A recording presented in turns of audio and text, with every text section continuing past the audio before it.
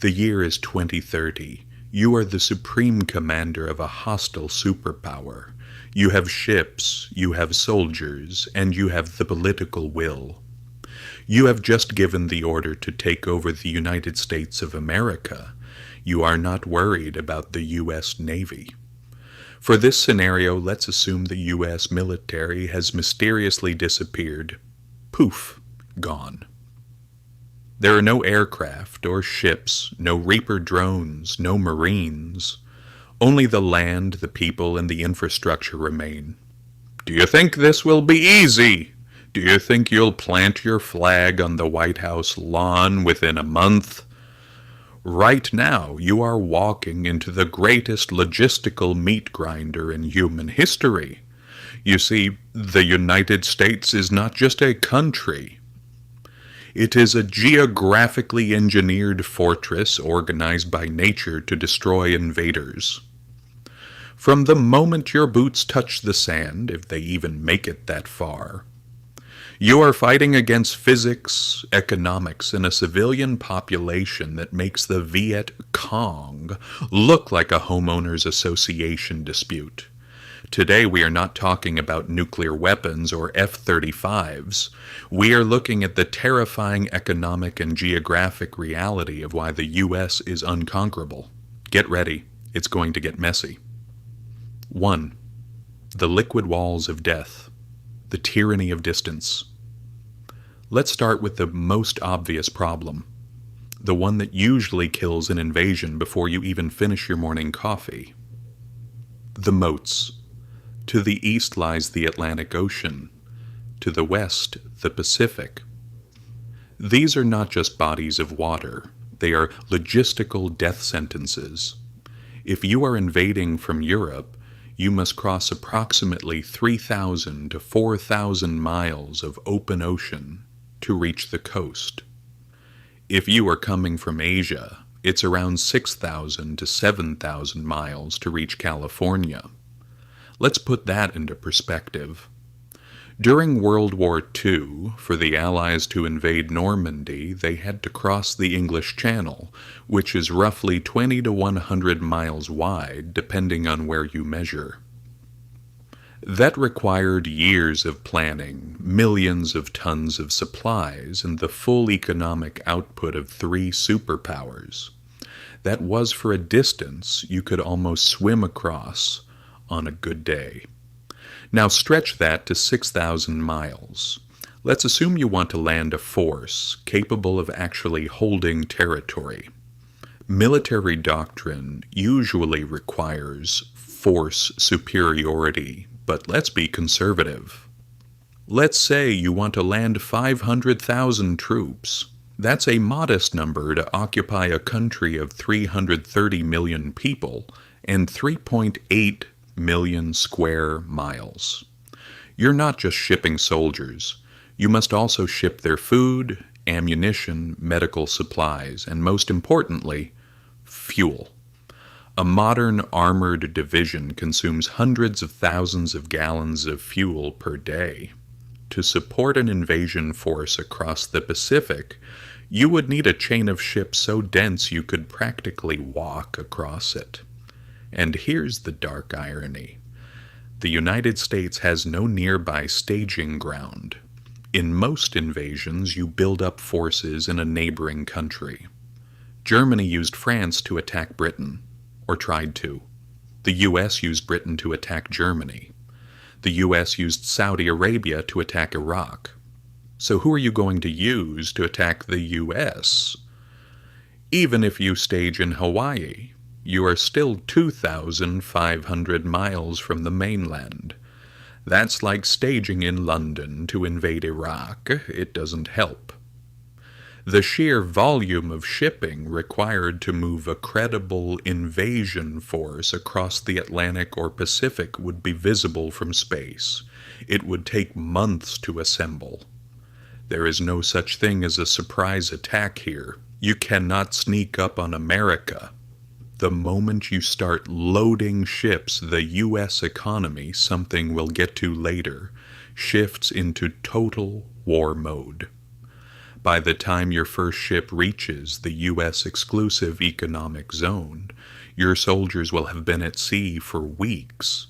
They'll be seasick, their muscles weakened from inactivity, and they'll be eating MREs. And what greets them? Not a welcome mat. They are greeted by the reality that U.S. coastlines are not designed for easy access.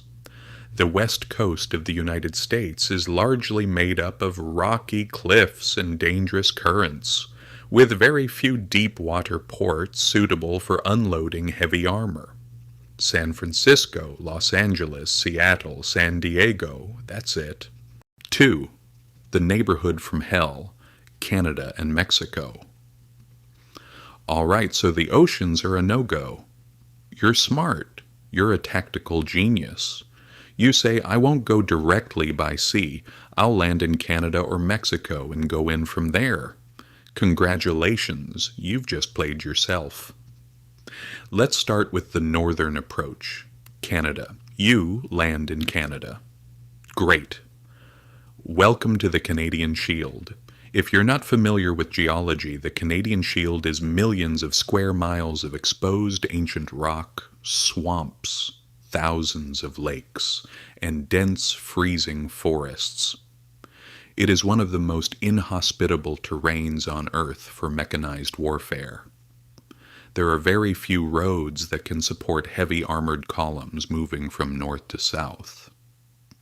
The infrastructure is almost non-existent because nobody lives there.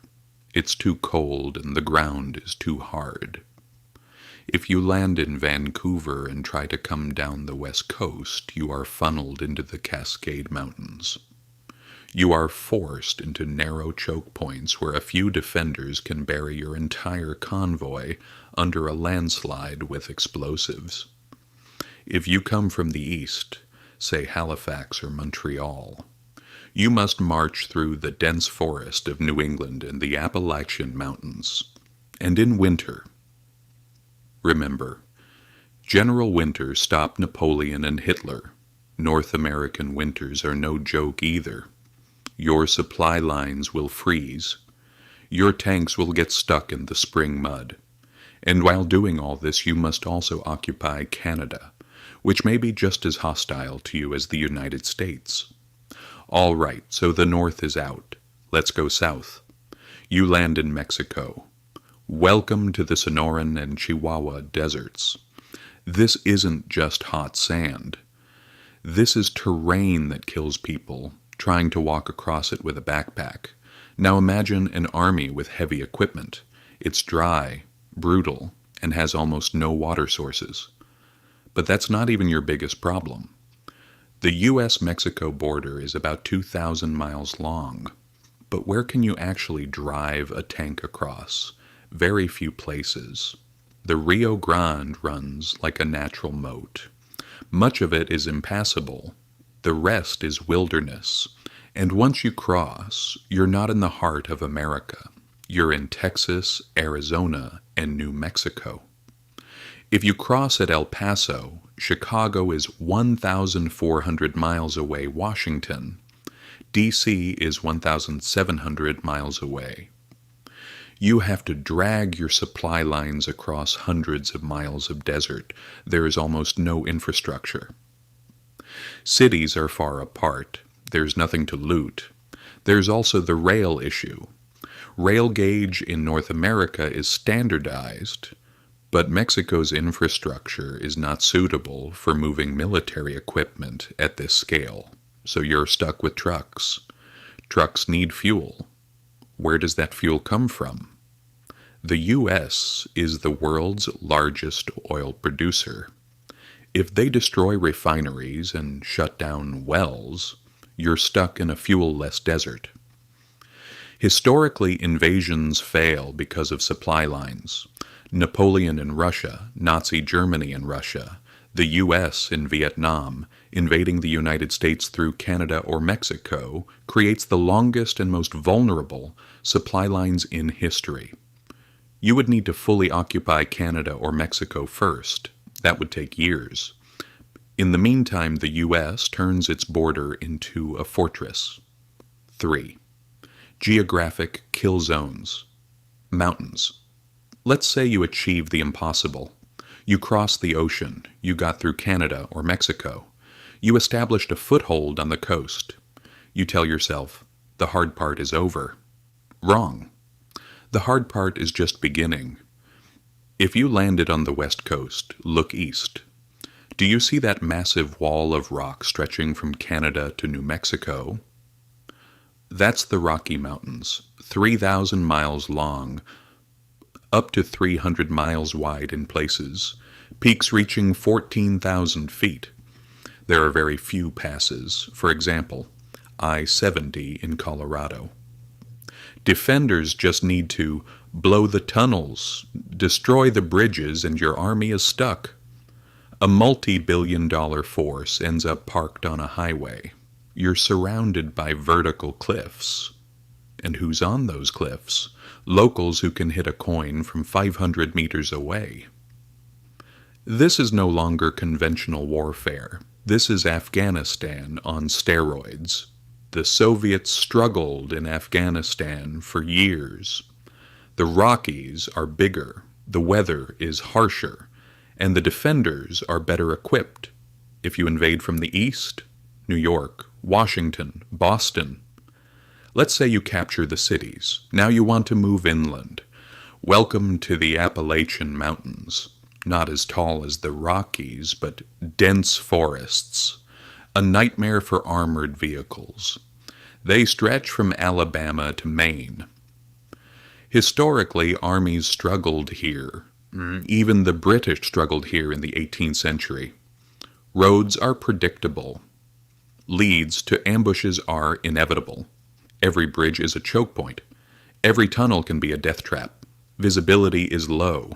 You can't see the enemy, but they can see you. This means IED, attack snipers close-range combat. The center of the U.S. is like a fortress, protected by 2 mountain ranges. To get inside, you must siege the castle. 4. A rifle behind every blade of grass. Civilian insurgency. Let's stop talking about rocks and dirt and move to the most terrifying variable, the people. There is a quote attributed to Japanese Admiral Isoroku Yamamoto during World War II. Whether it's true or not is unclear. You cannot invade the mainland United States. There would be a rifle behind every blade of grass. Whether he actually said it doesn't matter. The numbers make it true. There are an estimated 393 million civilian-owned firearms in the United States. That number has likely exceeded 400 million today. There are about 335 million people in the country. That means more than 1 gun per person. Of course, babies aren't carrying guns. The firearms are concentrated among certain individuals. About 40 to 50% of households admit to owning a gun. And these are not just pistols. AR, 15 high-precision hunting rifles, millions of rounds of ammunition. In the state of Wisconsin alone during hunting season, about 600,000 hunters go into the woods. Think about that. If those hunters were an army, bigger than France, bigger than Germany, bigger than Iran, they would be the 8th largest army in the world. And that's just one state. You might say they're civilians, not soldiers. But look at modern wars. Vietnam, Afghanistan, Iraq. Heavy armies struggled against small but determined guerrilla forces, and those guerrillas often fought with old AK-47s. An American insurgency would be the best funded, the best equipped, the most organized guerrilla force. You're not just fighting civilians, you're fighting 18 million veterans. They know how to make explosives, how to set up ambushes, how to use tactics. Imagine you occupy a small town in Missouri. You set up a checkpoint. Suddenly, a truck hits a mine. A drone bought from Amazon drops a bomb on you. Snipers fire from 3 different directions. While you try to respond, they disappear, blend into suburbs, vanish into forests. This is not conventional war. This is not a country that surrenders when the capital falls. Even if you take Washington, D.C., Texas doesn't care. In fact, they might resist even harder. Every city, every neighborhood becomes a battlefield. To control a country, typically, you need 20 soldiers per 1,000 civilians over the U.S. You would need 6.6 million soldiers. Compare that. China's army approximately 2 million, or Russia, pre-war, approximately 1 million. There simply aren't enough humans to do this. You can't control every street. And the moment you turn your back, that blade of grass fires. 5. The logistical black hole. Internal infrastructure. Let's say the people are shooting at you, the mountains are blocking you, the oceans isolate you. You say, I'll use the infrastructure. But here's the irony. U.S. infrastructure is designed for commerce, not conquest. The U.S. is massive. Driving from New York to Los Angeles, 41 hours, nonstop. In war, it could take months. The U.S. highway system is incredible, but it has a weakness: bridges. There are over 600,000 bridges in the United States. Defenders don't need to destroy all of them, just the critical ones. Mississippi, Missouri, Ohio rivers. The Mississippi, the main artery of the country. If bridges are destroyed, the country is split in half. The U.S. can manage with river transport, but you? You're stuck on the bank. You have to build crossings across massive rivers, strong currents under fire rail system.